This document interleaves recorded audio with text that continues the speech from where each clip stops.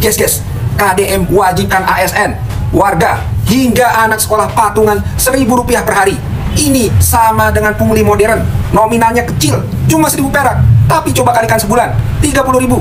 Bayangkan kalau dia minta 1.000 per kakak, ditambah dia punya 3 anak sekolah, jadi 120.000. Itu setara dengan 10 kg beras. Enteng betul dulu mulut Anda bilang, kalau saya jadi gubernur Jakarta, tiap kakak mau saya gaji 10 juta per bulan. Yang ada warga Jabar sekarang malah dipalakin. Di tengah badai ekonomi yang melanda Indonesia, di mana harga kebutuhan pokok melonjak dan daya beli masyarakat merosot, muncul sebuah kebijakan yang justru menambah beban masyarakat.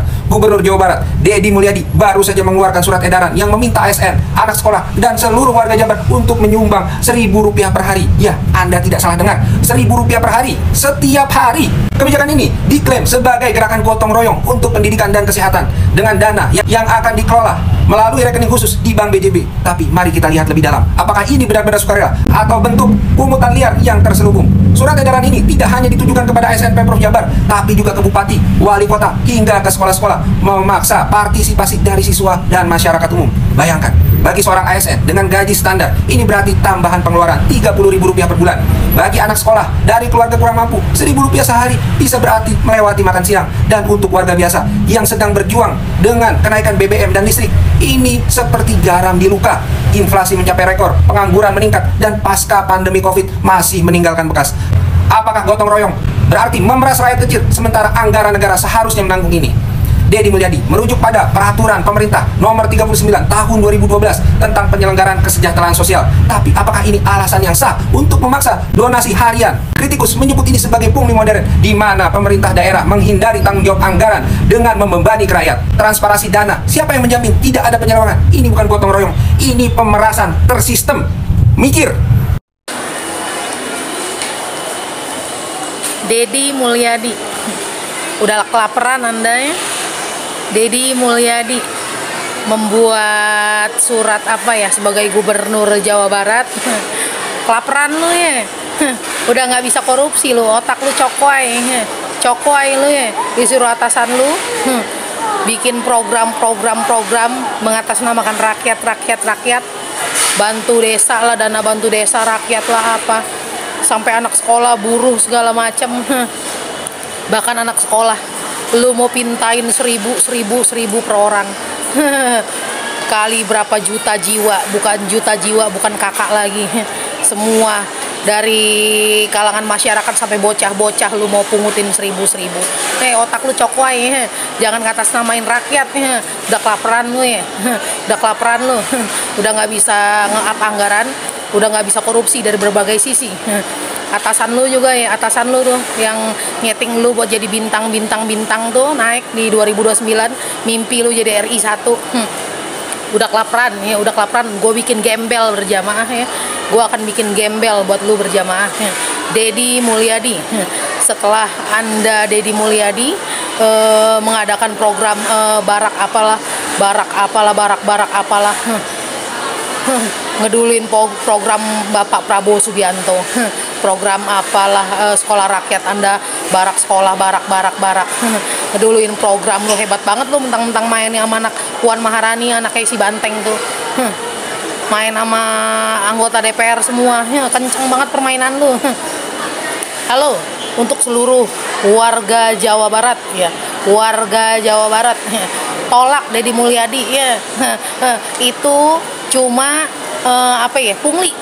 pungli yang terselubung, mengatasnamakan rakyat, mengatasnamakan desa, dana bantuan desa. Karena dia Deddy Mulyadi udah kelaparan, nggak bisa korupsi dari berbagai sisi. Disuruh sama atasannya Cina oligarki yang udah lapar ya, kelaparan. Perusahaannya bakal gembel berjamaah ya, karena perusahaannya selama ini hasil merampok duit rakyat Indonesia, duit negara, tanah rakyat Indonesia, tanah negara. Tolak Deddy Mulyadi, pungli keputusan apalah, dana bantuan desa lah apalah, 1.000 per orang lah. kurang ajar lu ya 1.000 satu orang apa segala macam, nominalnya sih 1.000. Kalau anak rakyat jelata kayak anak gue, jajan sekolahnya tuh cuma 5-10 ribu. SMA aja anak gue jajan 10 ribu. Pungli lo. ngatasnamain rakyat, ngatasnamain bantuan desa segala macam. Anggarannya anggaran APBD negara, ya, anggaran APBD negara, kas negara, udah terhenti, ya, udah kurang, ya, buat lu. Jadi pada lapar perut lu, lapar perutnya, mau mengatasnamakan rakyat, tolak pungli, besutan Deddy Mulyadi yang udah lapar, ya, untuk warga Jawa Barat, dengan Deddy Mulyadi bikin surat edaran lah, keputusan apalah, iuran poe ibu lah, poe saribu lah, apa segala macem. Tuntut dia untuk mundur, makzulkan Deddy Mulyadi yang udah disetting jadi bintang pentas buat 2029. Halo, IT goblok yang nggak fungsi, termul goblok. Deddy Mulyadi adalah peliharaannya Jokowi, peliharaannya Megawati, dan juga dinasti politik selain Jokowi itu nyiapin anaknya itu Puan Maharani, si anaknya Banteng. Jokowi nyiapin anak-anaknya Gibran segala macem, Gibran, Kaesang segala mantunya Bobi, dan juga Partai Demokrat dinasti yang ingin ingin menguasai NKRI, kasus-kasus korupsinya menolak lupa, kasus korupsi Hambalang dan sebagainya macam tuh, Ibas segala macam, apa AHY Ibas, tolak Deddy Mulyadi bikin pungli, dan juga suruh turun Deddy Mulyadi dari Gubernur Jawa Barat. Setelah wilayah dari ujung ke ujung Jawa Barat, dipetakan jadi daerah bancakan oligarki, udah dipetain daerah bancakan oligarki, salam waras. Rakyat cerdas bersatu, sehat-sehat Indonesiaku.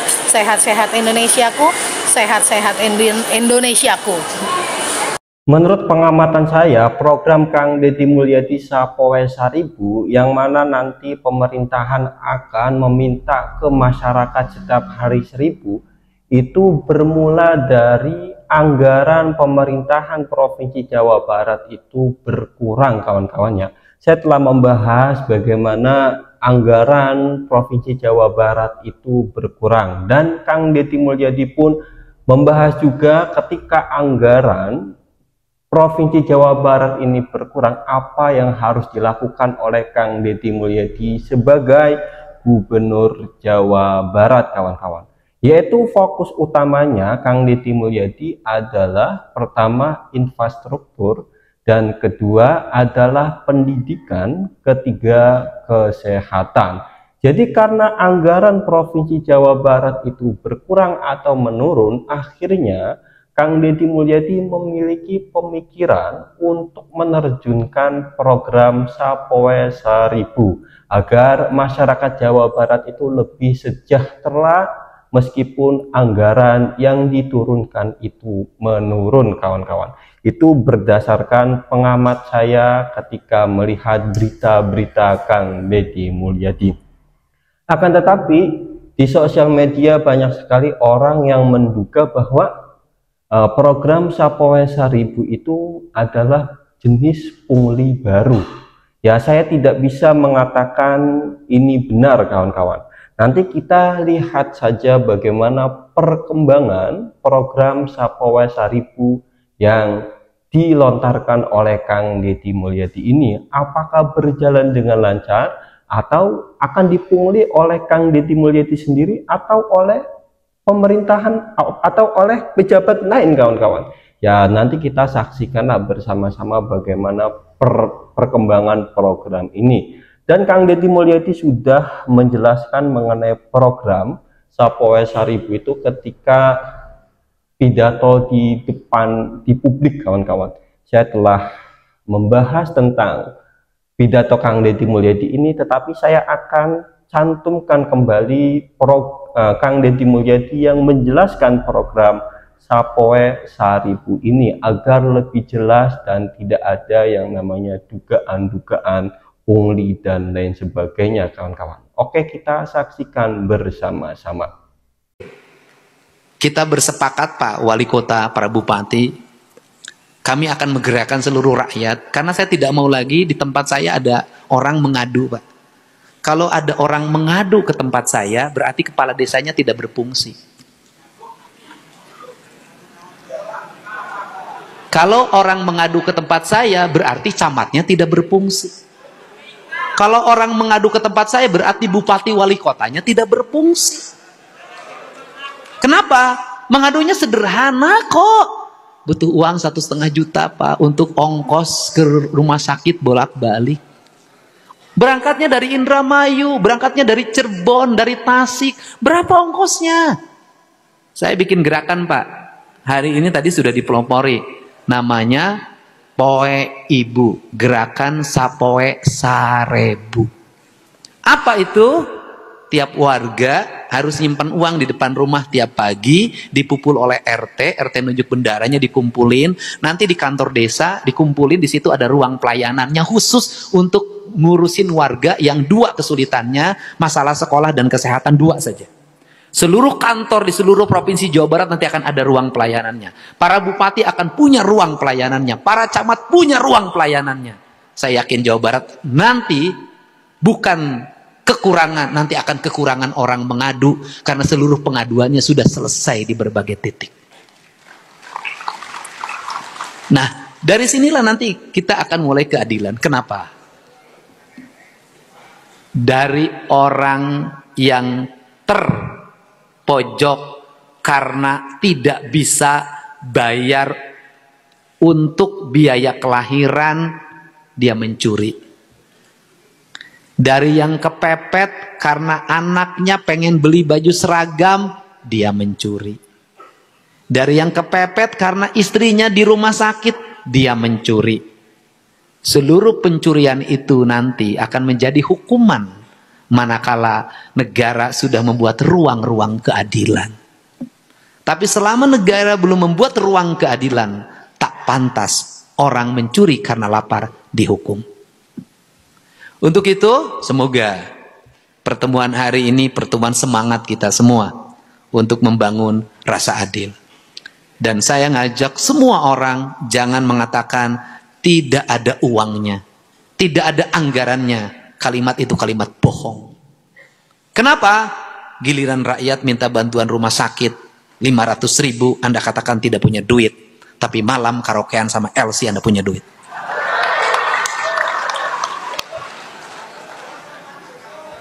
Giliran rakyat minta beras 3 liter, Anda tidak punya duit. Tapi nambah istri, Anda bilang selalu ada duit.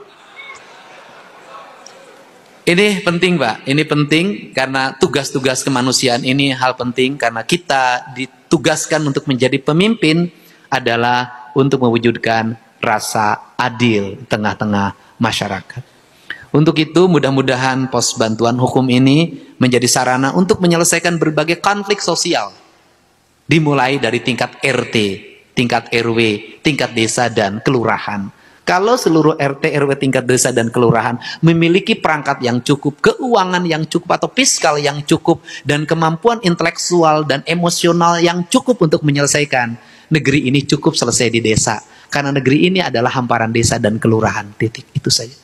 Jadi untuk itu saya ucapkan terima kasih atas kehadirannya. Semoga sore hari ini menjadi jalan. Dan yang terakhir, saya satu kegiatan itu digunakan untuk 3 kegiatan. Jadi gedung ini disewa oleh Dinas Pendidikan untuk kegiatan nomenklatur Dinas Pendidikan. Tapi digunakan oleh BKD dan digunakan oleh hari ini.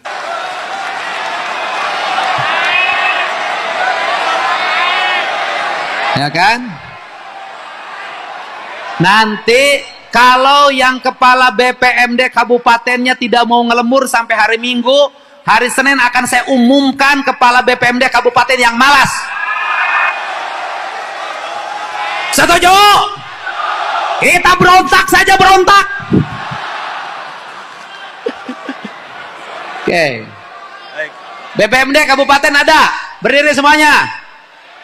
Nangtong. Siapa ulah minta uang rokok nawai ka desa teh kudu gerajan teh. Ya, nanti langsung Pak diumumin di media sosial saya. hari ini Bapak masukin ke media sosial saya, kirimin, saya umumin, BPMD termalas di Provinsi Jawa Barat, ini. Siap. Oke? Siap. Mantap. Oh, kanu duit mah. Ulang ngagulung dirinya, pindah ke luhur kalau pindah. Ejang, ulang ngagulung napanto. Pak Kepala, saya itu kalau dengan kepala desa tuh kayak temen. Awas, tapi siala mundu 130 juta aku siap pakai kakarokean ku aing, awas ya.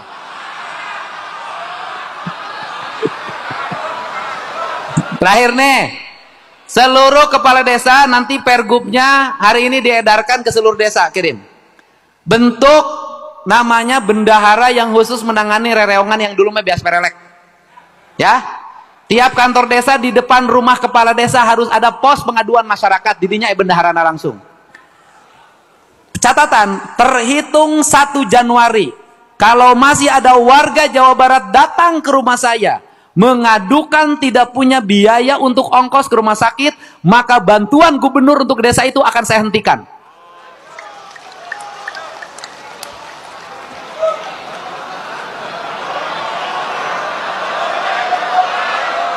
Kenapa? Karena saya tidak mau anggaran jatuh pada pemimpin yang tidak punya kepekaan dan empati pada rakyatnya. Itu serius, dimasukin Pak klausulnya. Bangsa Indonesia ini kalau tidak dipaksa tidak akan bisa.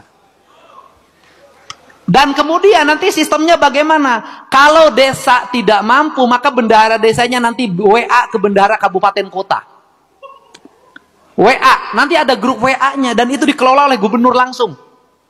Nah kemudian kalau tidak mampu, memang uangnya habis, nanti langsung ke WA-nya gubernur. Nanti ada grupnya dan nanti akan kita bantu karena tim saya ada di setiap kabupaten. Di setiap kantor presiden itu ada tim saya yang akan jalan. Selama ini tim saya jalan menjemput dari sana tiap hari. Mungkin kepala desanya nggak tahu.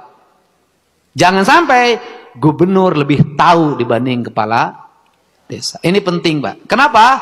Saya tidak boleh jadi kepemimpinan yang hanya sendiri yang bergerak. Kebaikan yang saya lakukan harus dilakukan oleh seluruh pemimpin di Jawa Barat. Siap? Oke.